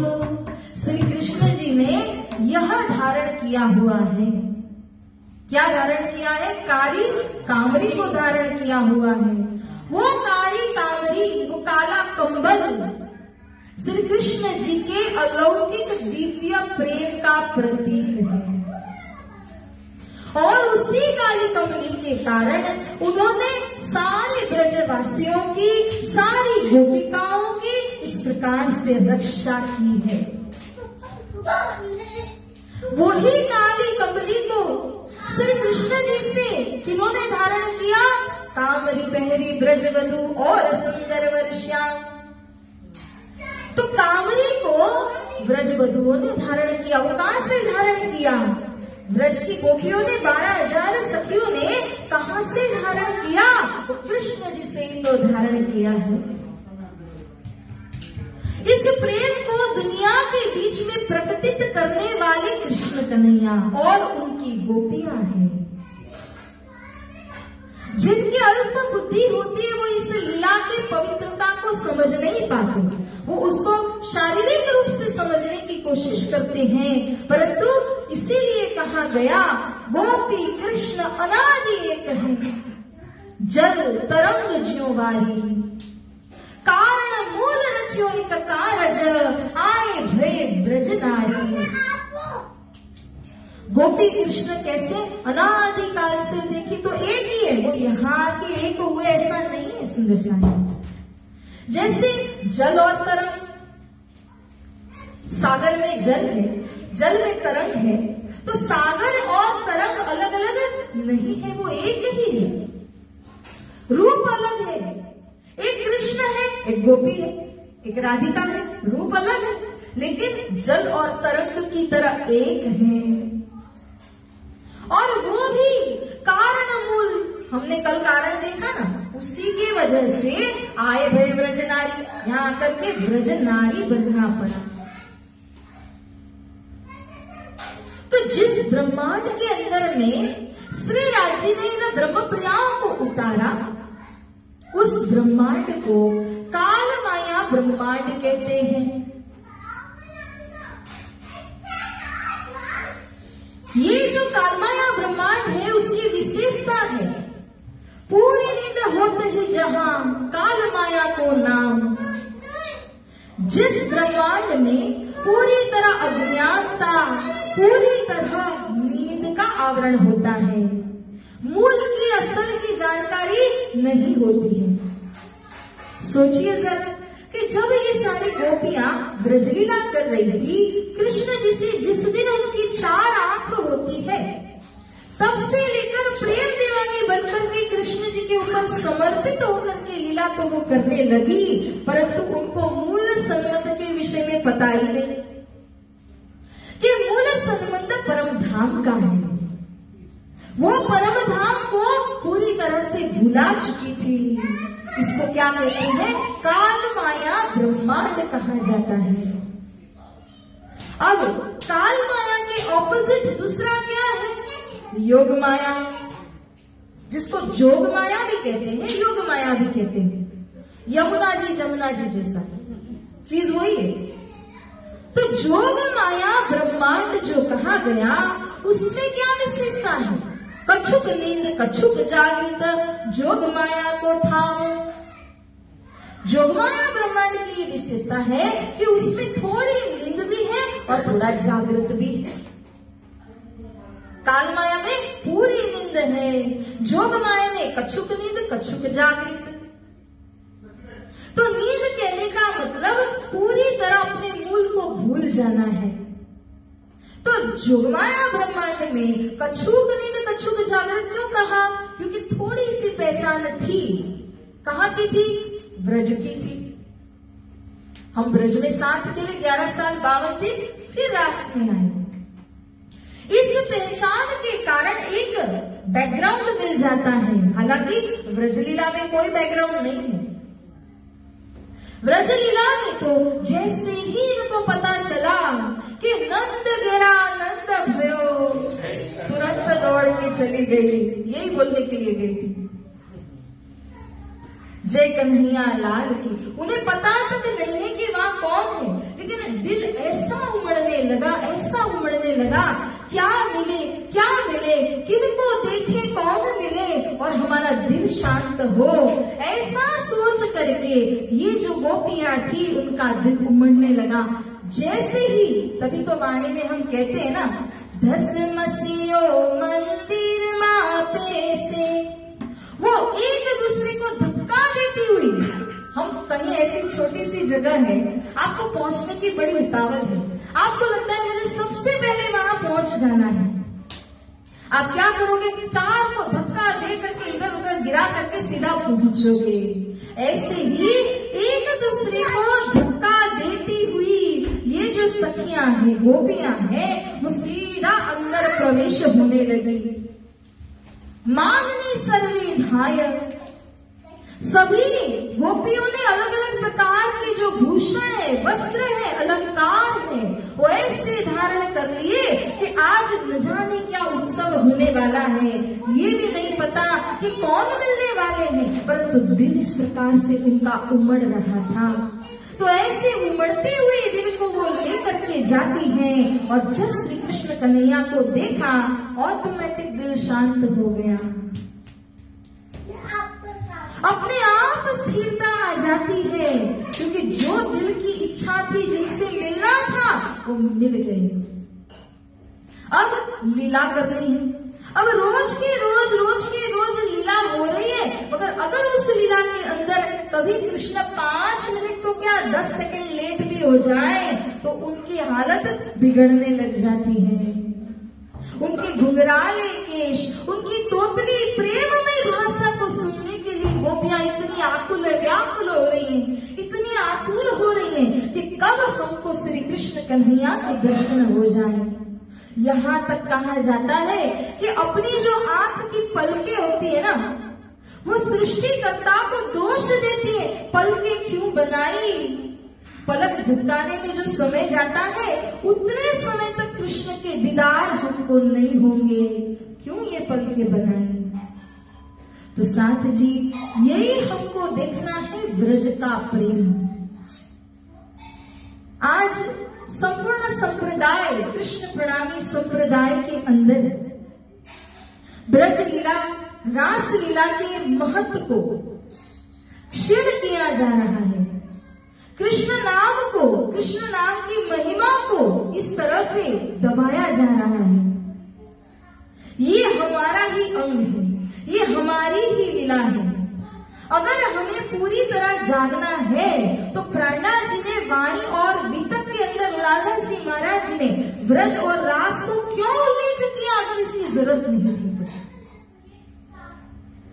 जिस तरह से चारों पायों की जरूरत होती है तो चारपाई बनती है, इसमें से एक पैर को भी अगर आप हटा दीजिए, गिरा दीजिए तो उसका बैलेंस हिल जाएगा, वो काम नहीं देगा।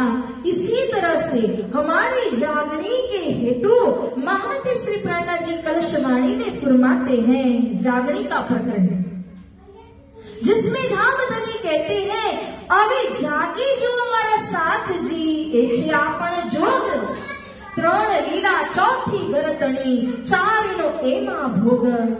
अरे जागना हो तो यहाँ पर 4 लीलाओं को जानना जरूरी है।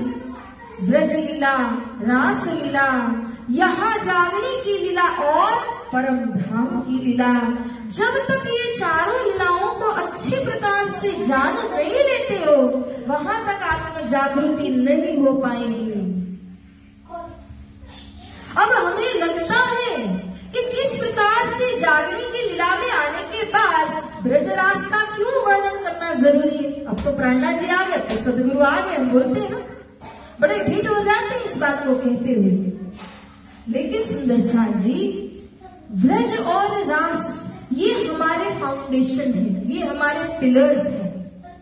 जब ब्रजरास की लीला को हम श्रवण करते हैं तो ब्रजरास की लीला का प्रेम हमारे दिल में आता है और उस प्रेम को लेकर के सदगुरु की पहचान होती है।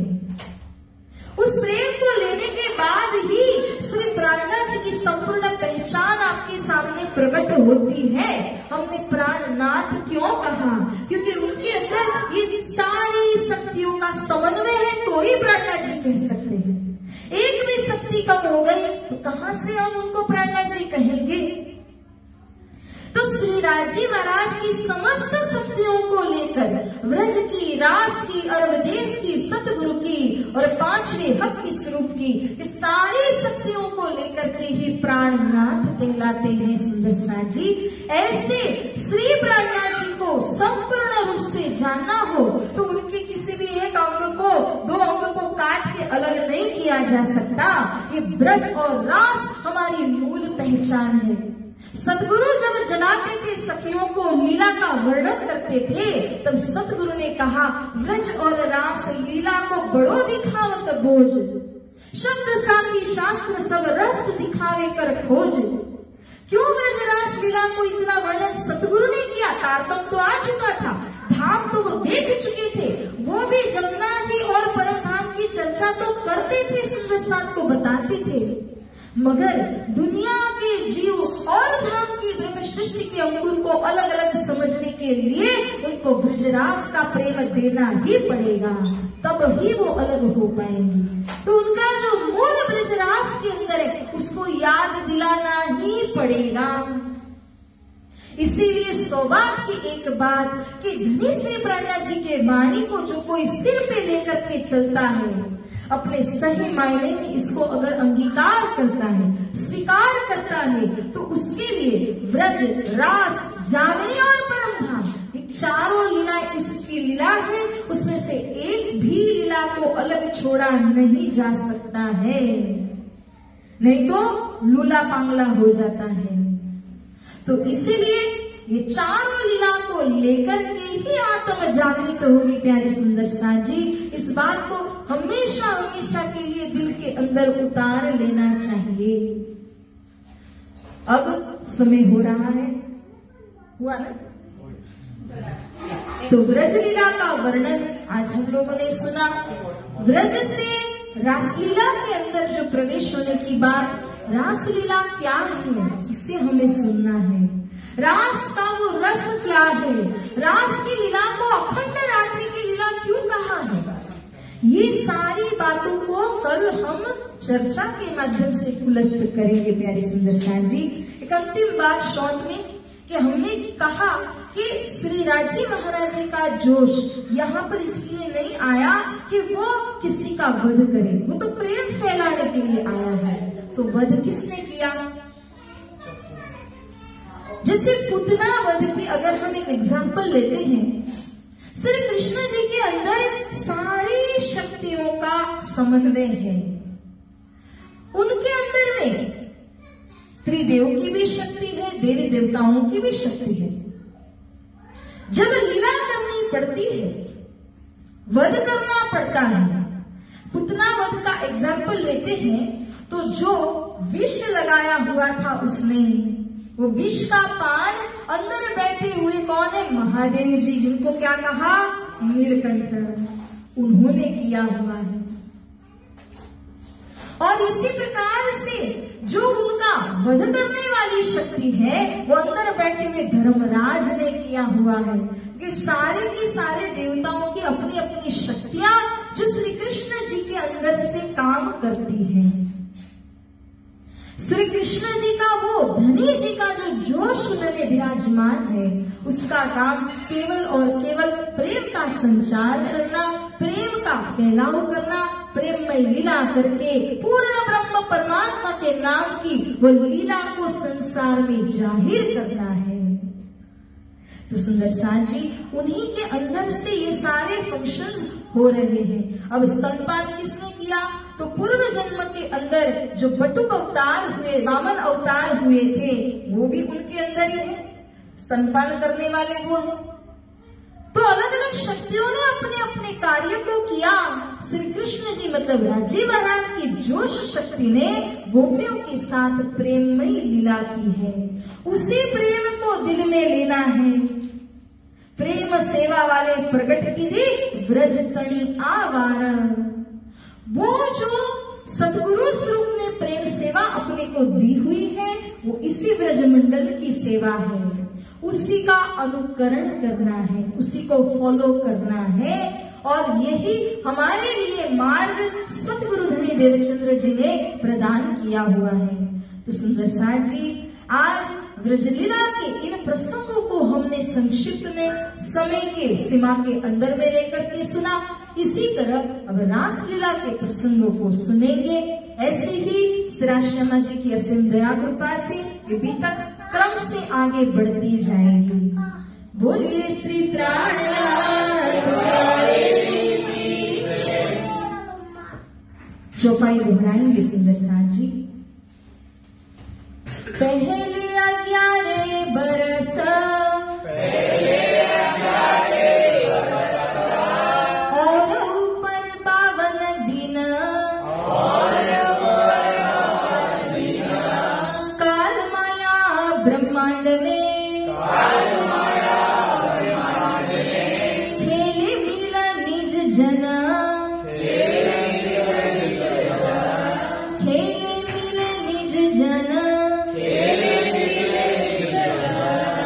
बोले श्री कृष्ण कन्हैया लाल की श्री सद्गुरु महाराज की श्री प्राणनाथ प्यारे की बोल बोल पलटे वाले की सर्वे सुंदर साथ की प्रणाम।